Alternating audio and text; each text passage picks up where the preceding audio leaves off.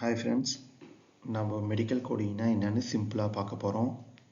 Medical கோடிங்னா நீங்கள் ஒரு patient இல்லைன்னா நீங்கள் ஒரு ஹாஸ்பிட்டல் போகிறீங்க.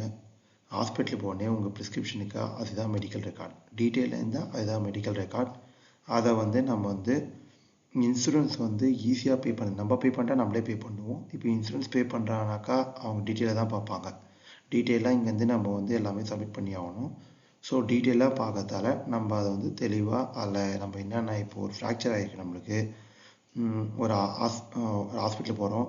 அந்த ஃப்ராக்சர் நமக்கு என்ன ஃப்ராக்சர் இருக்கும், அப்புறம் அதுக்கு என்ன நம்ம ட்ரீட்மெண்ட் பண்ணாங்க, ஓப்பனு க்ளோஸ்டு எதாவது ப்ரொசீஜர் பண்ணியிருப்பாங்க, அப்புறம் எக்ஸ்ரே இதெல்லாம் எடுத்திருப்பாங்க. எல்லாத்தையும் நம்ம மொத்தமாக ஒரு ரெக்கார்டில் இருக்குது தான் மெடிக்கல் ரெக்கார்டு. இதை நம்ம சிம்பிளாக ஆகிறோம். இதை நம்ம மெடிக்கல் கோடிங் மெத்தட் மூலிமா சம் புக்ஸ் இருக்குது, ஐசிடி, சிபிடி, எபிக்ஸ்னு. அதில் ஐசிடி டயக்னோசிஸ் சம்மந்தப்பட்டது. உங்களுக்கு ஃபீவரு, சக்கரை, டிஎம்மு, இல்லை ஹைப்பர் டென்ஷனு, இந்த மாதிரி கண்டிஷன் உங்களுக்கு என்னென்ன இருக்கோ டயக்னோசிஸ் என்னென்ன இருக்குது அது மொத்தம் ஐசிடி புக்கில் இருக்கும். அதுக்குன்னு ஒரு நம்பர் அவங்க க்ரியேட் பண்ணியிருப்பாங்க.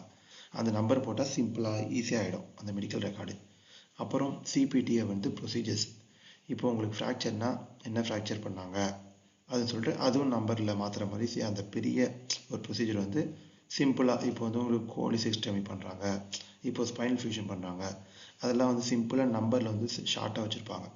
எதுக்குனாக்கா இப்போ அவங்களுக்கு நம்பருக்கு நம்ம இங்கேருந்து நம்ம சென்ட் பண்ணி அமிச்சோம்னா இன்சூரன்ஸ் பில்லை அங்கே அப்பா செக் பண்ணுவாங்க. இப்போ டக்குன்னு பார்த்தா அந்த நம்பர் இது பில் ஆகிருக்கும்ல சொல்லிட்டு டக்குன்னு பே பண்ணாங்கன்னா டக்குன்னு பே ஆகிடும், ப்ரொவைட். அவ்வளோதான், வேறு இதுதாங்க மெடிக்கல் கோடிங்.